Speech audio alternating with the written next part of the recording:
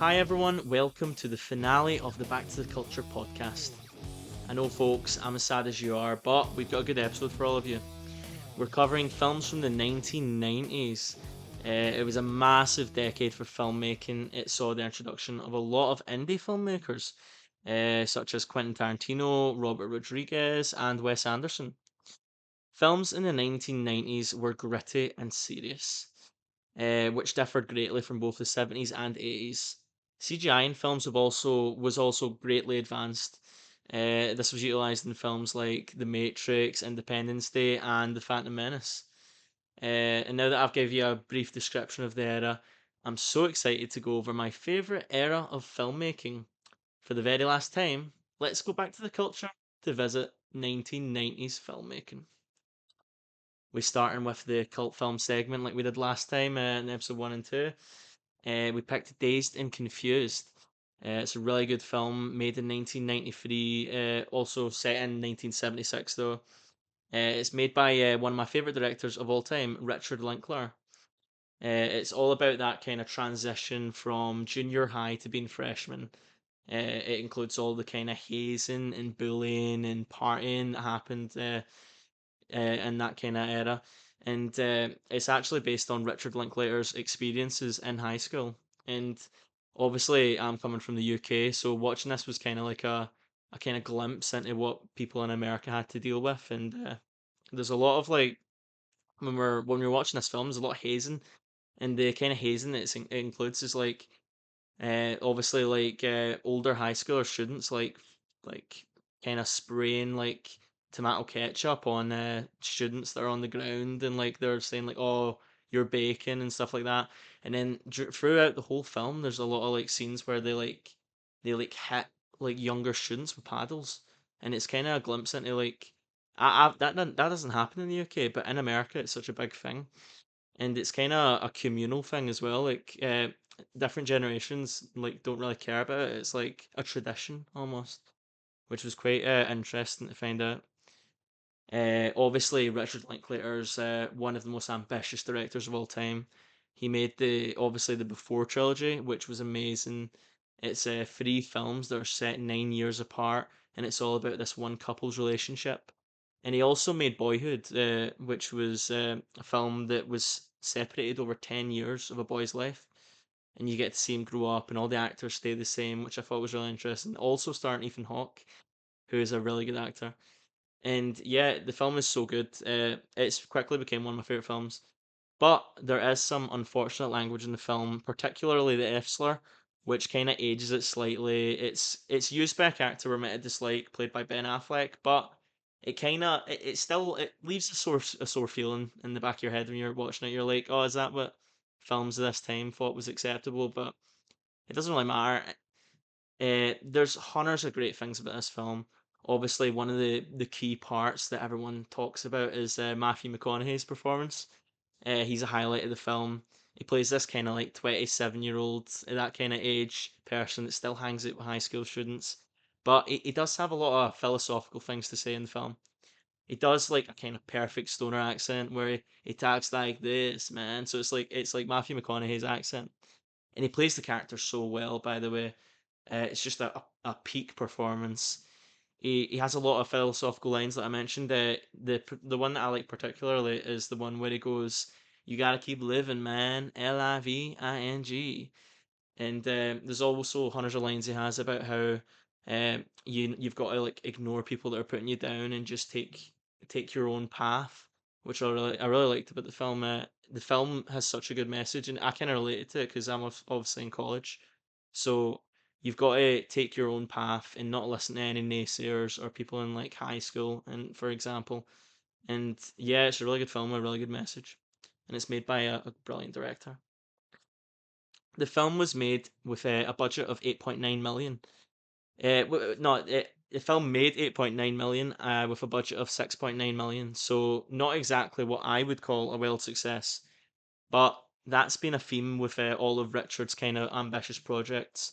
For example, in the Before trilogy, he made all four films with all three films with a combined budget of 7.5 million, only making 61 million in the box office.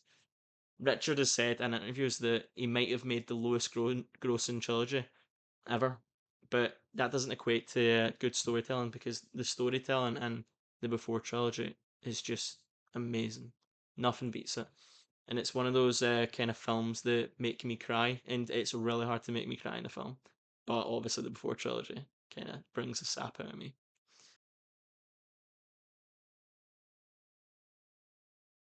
Now it's time for the 90s Oscar story. Now, The Silence of the Lambs became the first horror movie ever to win Best Picture, and the first to be released on home video prior to winning that award.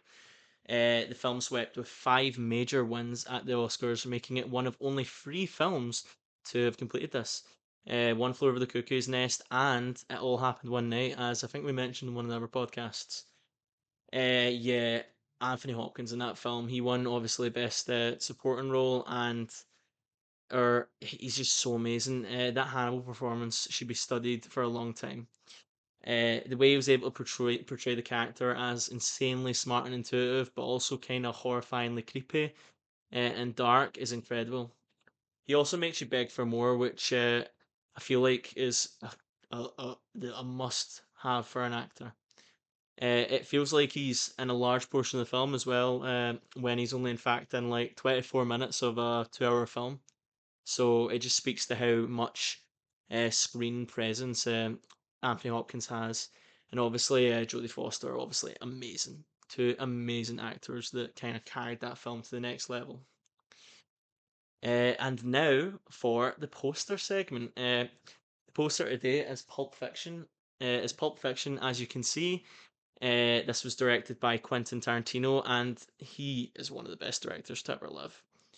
At just his second film, it is considered one of the best films ever made, with an 8.9 out of 10 on IMDb, which is crazy, especially for your second film. This film uses a kind of non-linear narrative, which I really like. It makes the film more impactful than if it was told kind of chronologically. Many other films like this have tried that kind of non-linear narrative, like obviously Memento, stuff like that. I just love it. Having everything out of order just makes you kind of fill in the pieces yourself, but then you see your big reveal and you're like, oh, what happened there? It's amazing. Uh, the film also kind of plagues Quentin Tarantino with that question he always gets in interviews, and with all his films, whether violence in film, and obviously there was a question whether violence in games results in violence in real life. But I feel like that question's unfair because if there was media and films without any violence in it, then it would just be boring, in my opinion. And I don't think you can kind of criticize a man for having violent things in films when violent things happen in real life. Way before film was even a thing. It's inspired countless films and directors for better or for worse. Boondock Saints being one of the many inspired kind of movies. Obviously, you can see its inspiration from Pulp Fiction, the way it uses the kind of non-linear narrative and like obviously the violence. But I think Quentin Tarantino's kind of changed filmmaking for the better, in my opinion.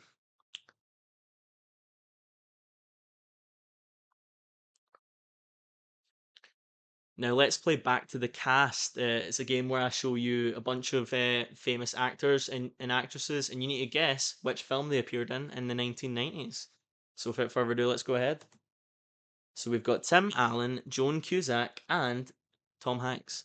Now, what film were they in the 1990s? Uh, it's a really good film. It's an animated feature. That's a little hint I'll give you. And pause it right now if you're trying to think. But I'm going to reveal in three, two, one. They were in Toy Story 2. Obviously, a really good film made in 1999, kind of get into that 2000s portion of the eras. Really good film. Now, let's do our next film. Oh, so we've got John Hannah, Brendan Fraser, and Rachel Weisz. What film were they in the 1990s? This is quite hard.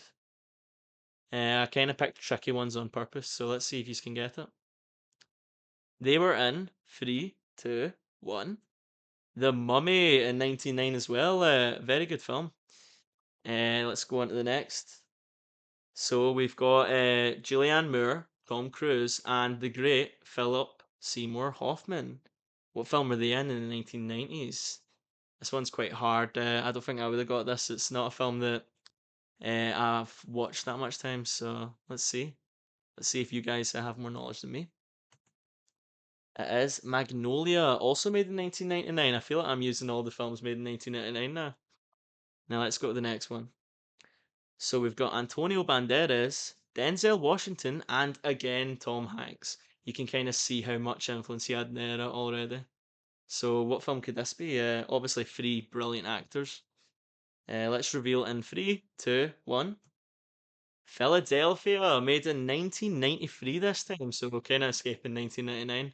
It's a really good film. If you haven't seen it, I'd watch it. It's a kind of court drama, which I love. I recently got back into Suits, which is a TV show in the future, so I kind of love all that stuff like Better Call Saul.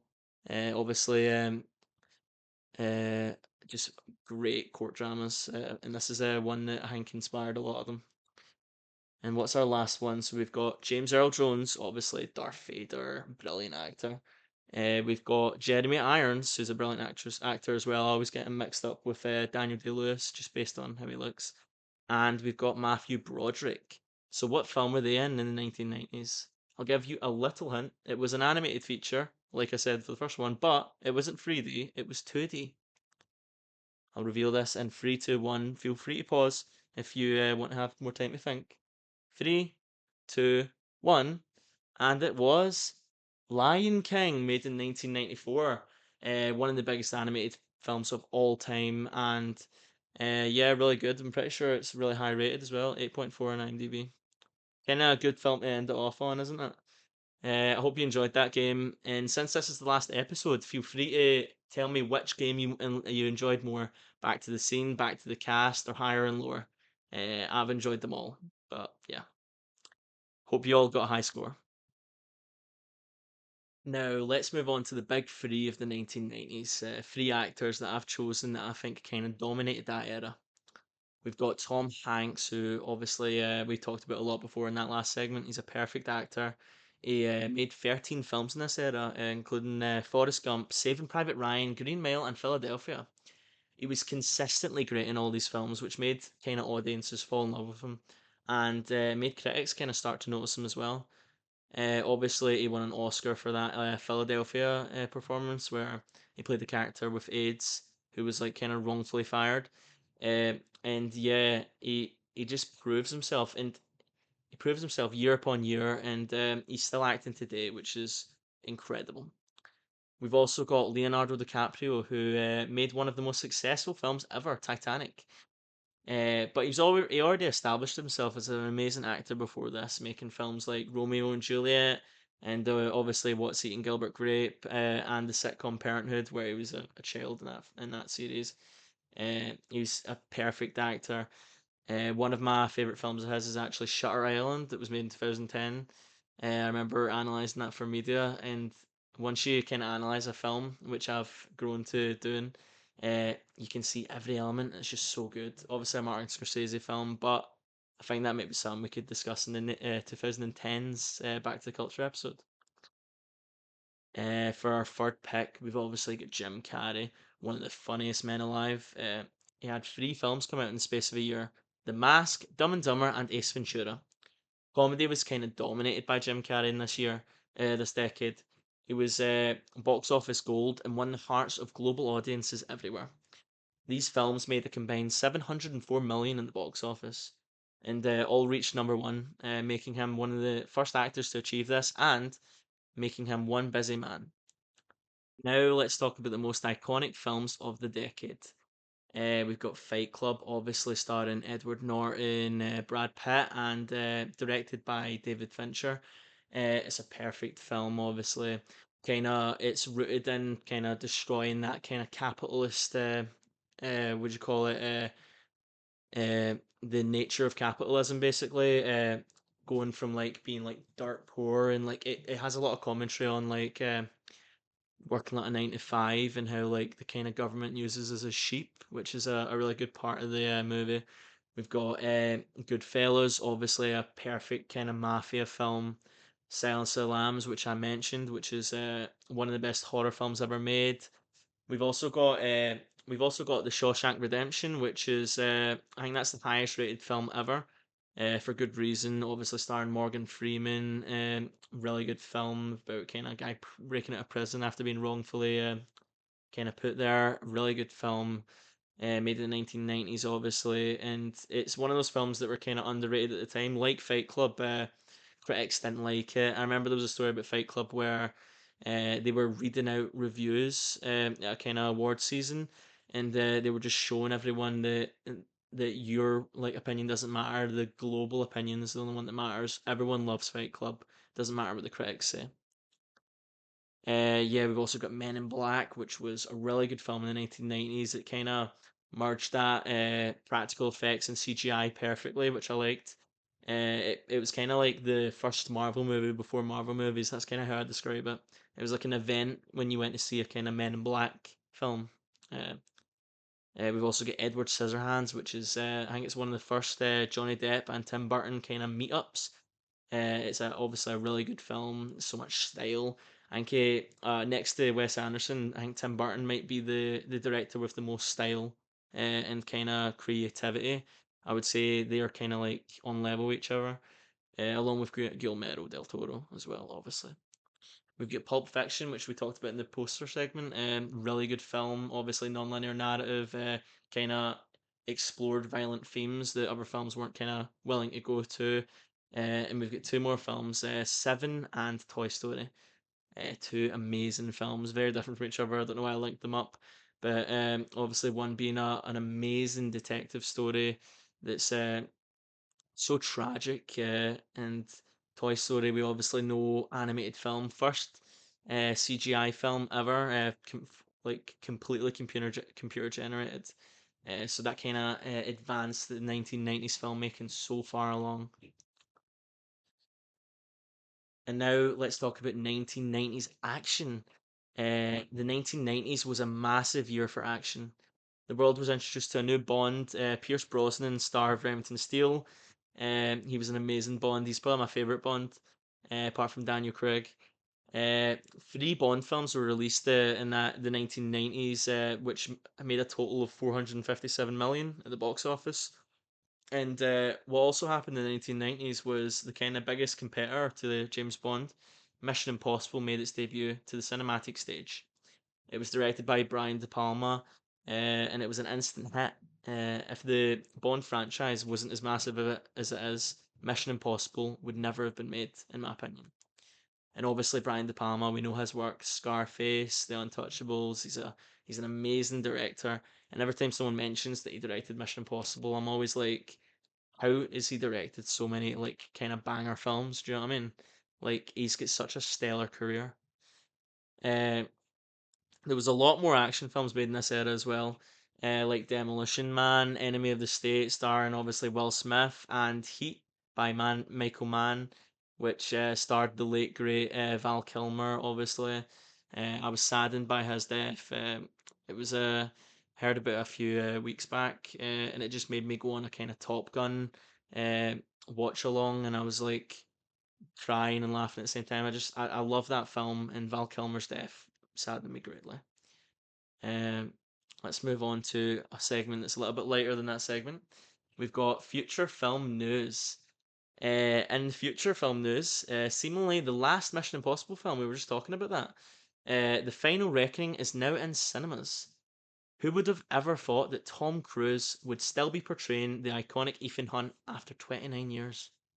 It came out just a couple of days ago, on the 21st of May, and it has fans tearing up and feeling lost without it. There's been an impressive 8 films in that franchise. And the cast is all getting quite a bit older. Simon Pegg's looking a bit older.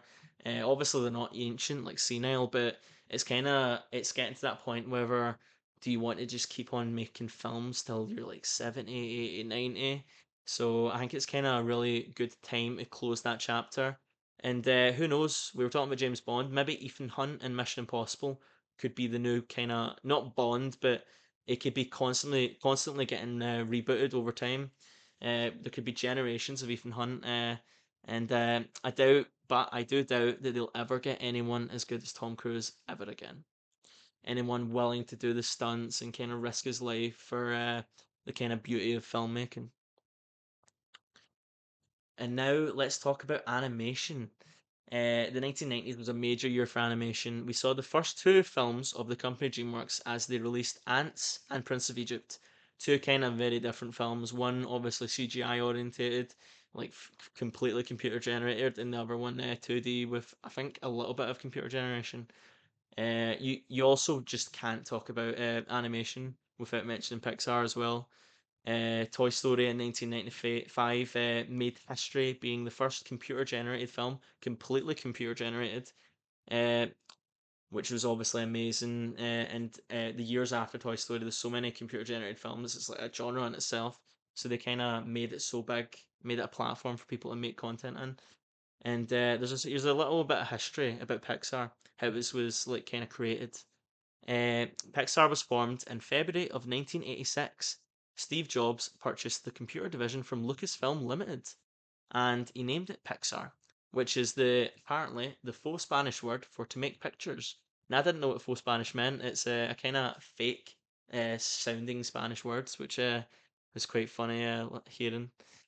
There was also a lot of 2D Disney animated films in this era. We had Aladdin, which is my favourite of all the 2D kind of Disney films. Obviously starring Robin Williams, the kind of late great Gilbert Gottfried, like two amazing voice actors that kind of shined in that film. We've obviously got the big hitters, which is Lion King, Hercules, Beauty and the Beast, Pocahontas, Mulan. However, my favorite 2D animated film does not fall under Pixar or DreamWorks. It was um, it was made in the 1990s. However, it was called The Iron Giant. It was a film about a kid finding a gigantic robot and the two forming an unlikely friendship. It was directed by the same person that made Ratatouille and The Incredibles, Brad Bird, who is a genius. If you ever want to go into a rabbit hole of animated films, just watch his entire directorial portfolio. He's just amazing. The 1990s was a great period of filmmaking, making it a very fitting end to the Back to the Culture podcast series. I hope you've enjoyed looking into the past, but from now on, you'll have to stick to the present. Tell us in the comments if you'd like more Back to the Culture episodes, and make sure to check our Instagram for any future projects. Thank you all for watching, and bye for now.